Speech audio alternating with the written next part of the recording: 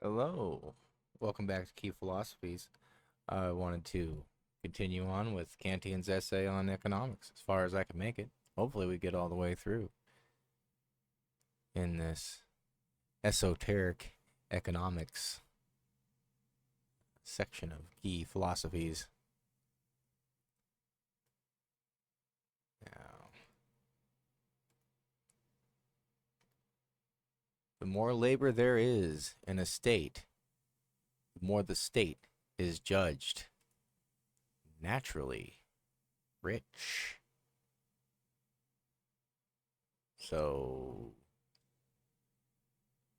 maybe that means cheap labor? That's what I think. The wealth of a nation depends on putting the labor force to work. Those who are unnecessary for farming can be employed in making higher quality products and manufactured goods, particularly durable goods made from metal. Saving is the key determinant of wealth, and gold is a particularly useful form of saving because it can purchase all things, even in time of war. The prince and property owners determine how people will be employed by their consumption choices, while the Catholic Church reduces the resources available to materially sustain the people. In a long calculation included in the supplement, it is shown that the labor of 25 adults is sufficient to provide for 100 other adults with all the necessities of life according to the European standard of living. In these estimates, it is true that food, clothing, housing, etc., are coarse and rather elementary, but there is ease and abundance. It may be assumed that a good third of the people in a state are too young or too old for daily work, and that another sixth are property owners, sick, or entrepreneurs of different sorts, who do not, by the labor of their hands, contribute to the different needs of men. That makes half the people without work, or at least without the work in question. So if 25 persons do all the work needed for the maintenance of 100 others, there remain 25 persons out of the 100 who are capable of working but capable of working but have nothing to do. Excuse me. The soldiers and the domestic servants in well-to-do families will form part of these 25. And if all the others are employed refining by additional labor the things necessary for life, like making fine linen, fine clothes, etc., the state will be judged rich in proportion to this increase in labor, though it adds nothing to the quantity of things needed for the subsistence and maintenance of men. Labor gives an additional taste to food and drink. A fork, a knife, etc., finely made, are more valuable than those roughly and hastily made. The same may be said of a house, a bed, a table, and everything needed for the comforts of life. Cheap housing. Is there an example there? Could be. It is true that it is of little difference in a state whether people are accustomed to wear coarse or fine clothes, if both are equally lasting, and whether people eat nicely or coarsely, if they have enough and are in good health, drink food, have food, clothing, etc., are equally consumed, and whether finely or coarsely produced, this type of wealth is not permanent. But it is always true to say that the states where fine clothes, linen, and etc. are worn, and where people eat properly and delicately, are considered rich compared to those who where things are cruder. Furthermore, the states where one sees more people living in the finest manner are considered wealthier than those who where one sees fewer in proportion.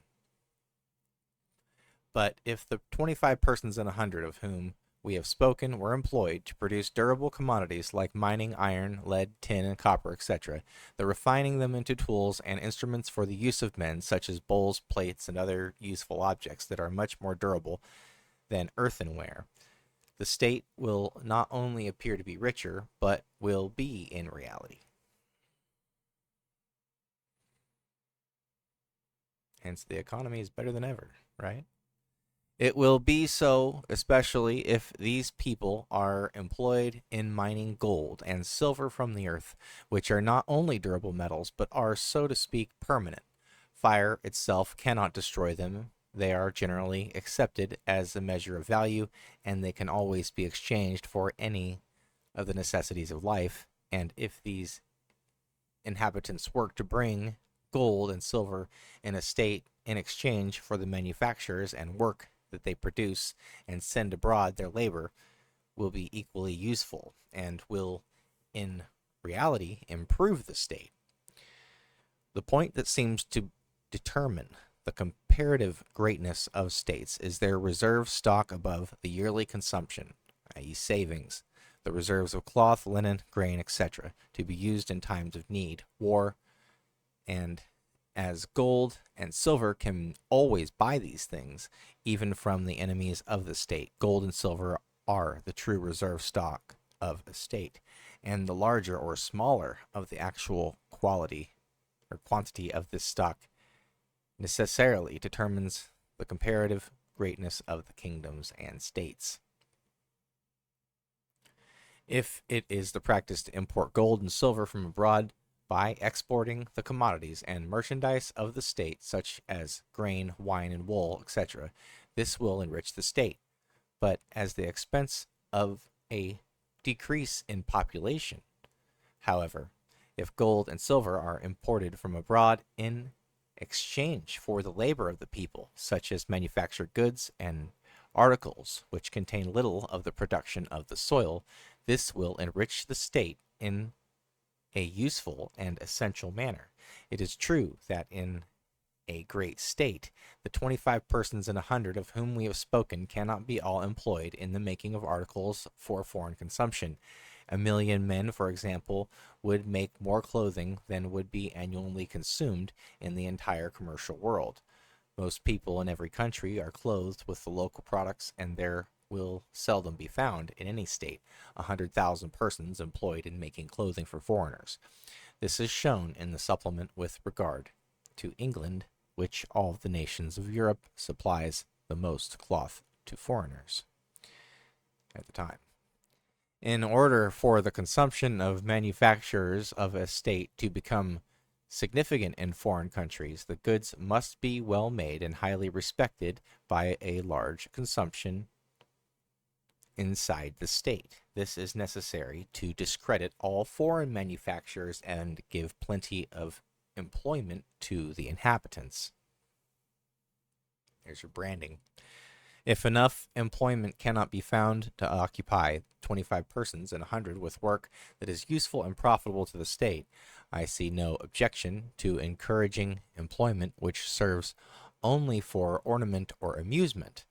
The state is not considered less rich for 1,000 toys, which serve to entertain the ladies or even men, or are used in games and diversions, than it is for useful and serviceable objects. It is said that Diogenes, at the siege of Corinth, would roll his barrel so that he might not seem idle while the others were at work. And we have today's society of men and women occupied in work and exercise as useless to the state as that of Diogenes. As long as the labor of men supplies ornament or even amusement in a state, it is worthwhile to encourage it, unless the man can find a way to employ himself usefully.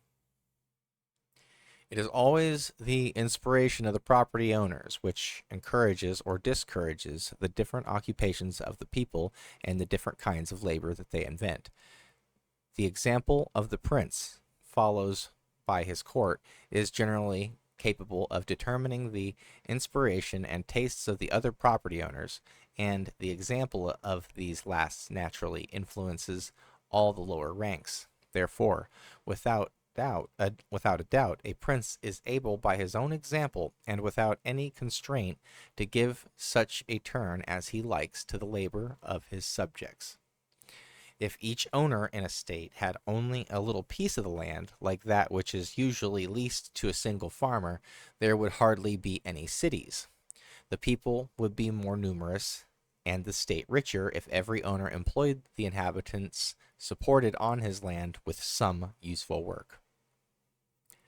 However, when the nobles have great estates, they necessarily bring about luxury and idleness, whether an abbot at the head of 100 monks living on the produce of several fine estates, or a nobleman with 50 domestic servants and horses kept only for his service.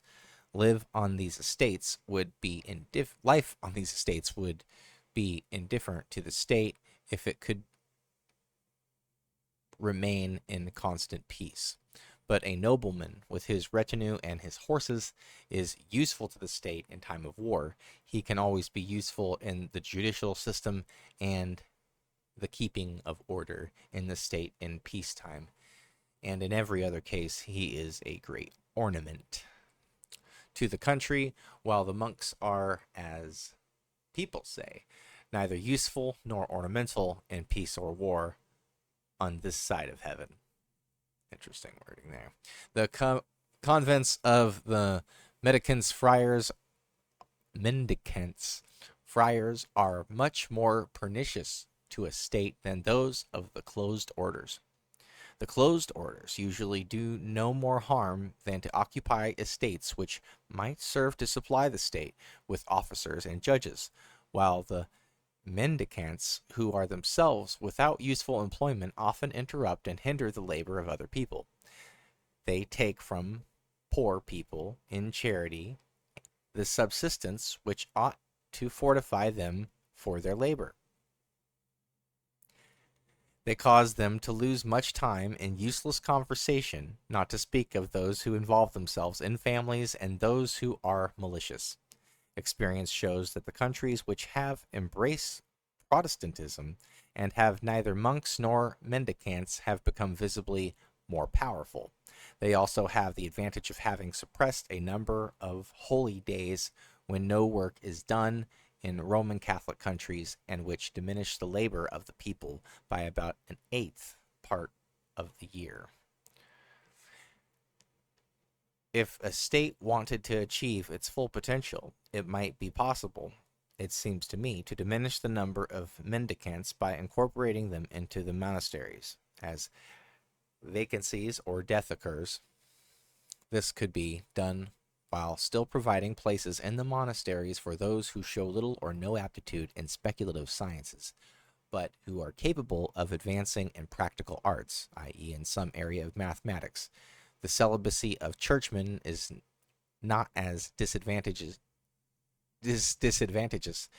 as is popularly believed, as is shown in the preceding chapter, but their idleness is very harmful. That was chapter 16.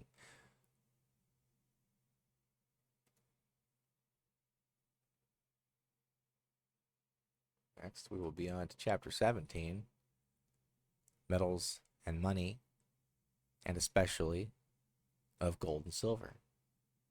Part 2 is where it gets pretty interesting, in my opinion. But all the stuff I think is really important. Well, if you have any comments, leave one. Like and subscribe if you want. Thanks for joining me, and have a good day.